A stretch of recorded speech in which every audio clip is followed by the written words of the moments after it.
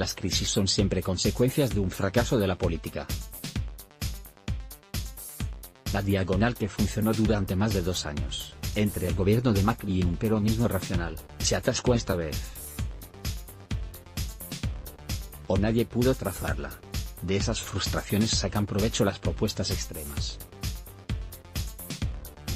¿No fue, acaso, Cristina Kirchner la primera que, a principios de abril, presentó un proyecto para retrotraer el precio de las tarifas de servicios públicos a enero de 2017? No fue ese el proyecto que terminó votando el Congreso, pero ningún peronista pudo sustraerse al ímpetu que la expresidenta le había dado al tema. Lo que salió no es, de todos modos, muy distinto. Cuando se dice que las tarifas de gas y luz deben retroceder hasta noviembre del año pasado, como estipula el proyecto aprobado por el Congreso y vetado por Macri, en rigor se están retrotrayendo los precios a abril de 2017, que fue la última vez que aumentaron. Es cierto que hay muchos peronistas que no quieren estar al lado de Cristina, pero nadie puede negar que ella tuvo la primera victoria política desde que se fue del gobierno. Y que le propinó a Macri, directa o indirectamente, su primera derrota política. El conjunto del peronismo la ayudó. El microclima que viven senadores y diputados, los diputados, sobre todo, se retroalimenta de versiones y suposiciones que terminan siendo improbables certezas. En los pasillos de la Cámara de Diputados se hablaba en estos días de que llegará pronto el día en que deberá convocarse a una asamblea legislativa para elegir un nuevo presidente o que se deberán anticipar las elecciones presidenciales de octubre del año próximo. Algunos políticos acostumbran, por ansiedad o por conveniencia, dramatizar los conflictos políticos. Sergio Massa también anticipaba la renuncia de Cristina Kirchner en noviembre de 2013, poco después de que él ganara las elecciones bonaerenses y de que la entonces presidenta fuera operada en el cráneo.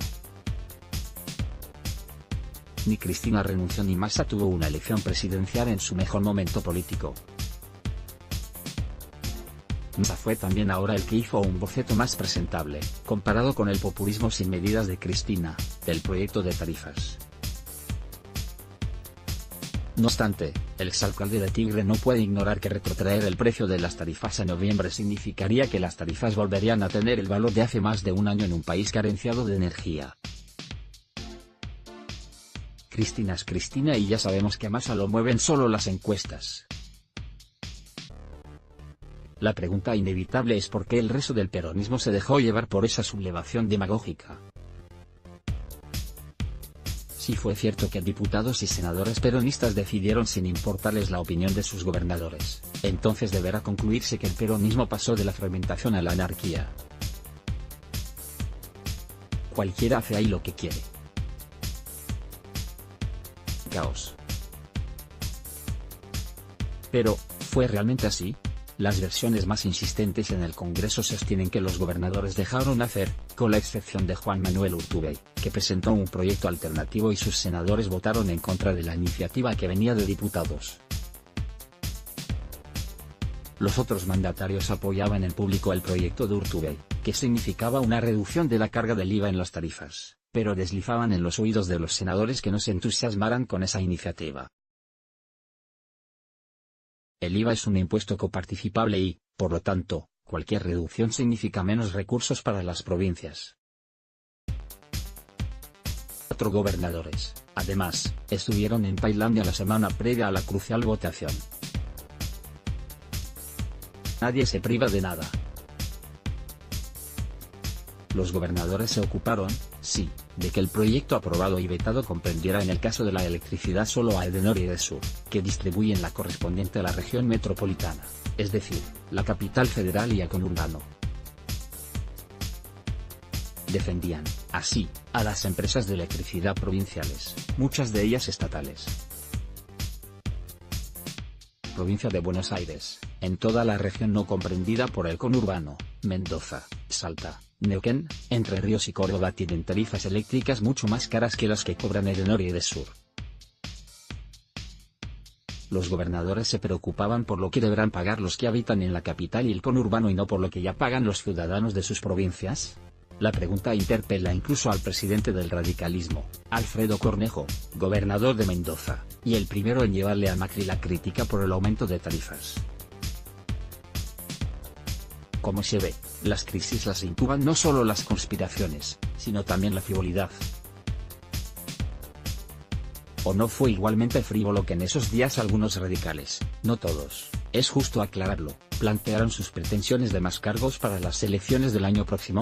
Solo sonámbulos políticos podían hablar de esas cuestiones cuando la oposición organizaba en el Congreso una batalla política en la que el presidente podía salir perdidoso. El peronismo ha insistido en que las primeras quejas por el aumento de tarifas surgieron de los aliados del gobierno, de Elisa Carrió y del radicalismo. Es cierto. Pero una cosa es acordar un prorrateo en el pago de las futuras facturas, como pactaron Macri y Carrió, y otra cosa es borrar todos los aumentos desde abril del año pasado, que es lo que aprobó el peronismo. La gravedad de la situación debe inscribirse en un determinado contexto. Al país lo sacudieron en los últimos meses 4 plagas. La sequía que afectó la producción del campo y dejó pérdidas por $8.000 millones, la insistente subida del precio del petróleo para un país que es importador neto de petróleo, el fortalecimiento del dólar y la subida de las tasas de interés en los Estados Unidos, que se llevó inversiones financieras de todos los países emergentes, y las convulsiones internas de su política. También hay que preguntarse si la dramática crisis política de Brasil y sus consecuencias en la economía no se convertirán en la quinta mala noticia para el país. A su vez, la tranquila Europa se estremeció en estos días por profundos conflictos políticos en dos países importantes, España e Italia, que tienen un porte mucho mayor que Grecia, cuya crisis puso en jaque en su momento la estabilidad de la Comunidad Europea.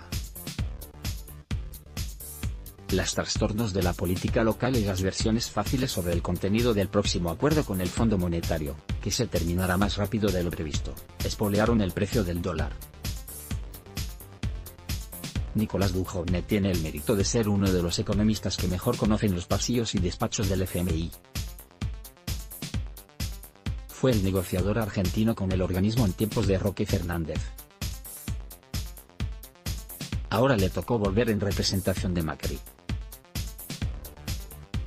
Funcionarios económicos confían en que la ansiedad por el dólar se calmará cuando se firme el acuerdo con el fondo y pueda verse que no habrá ninguna imposición para subir el tipo de cambio.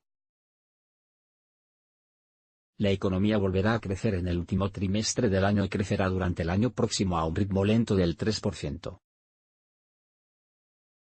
Hay funcionarios que reconocen que la propuesta electoral del gobierno deberá ser, con tales pronósticos, más política que económica. La crisis y el contexto dejaron un resultado raro. El gobierno estaba más entusiasmado después de la votación que antes. Había quedado claro para la sociedad, se escuchó decir, quiénes son los responsables y quiénes los irresponsables. El peronismo advirtió un saldo parecido. El influyente senador Miguel Pichetto, que hizo un perceptible esfuerzo discursivo para diferenciarse de Cristina, pidió después de la votación que se dé vuelta cuanto antes esa página lamentable y se renueven los esfuerzos para buscar acuerdos entre el oficialismo y la oposición. Solos no pueden, y juntos es difícil, aceptó, pero se manifestó dispuesto a negociar el presupuesto del año próximo.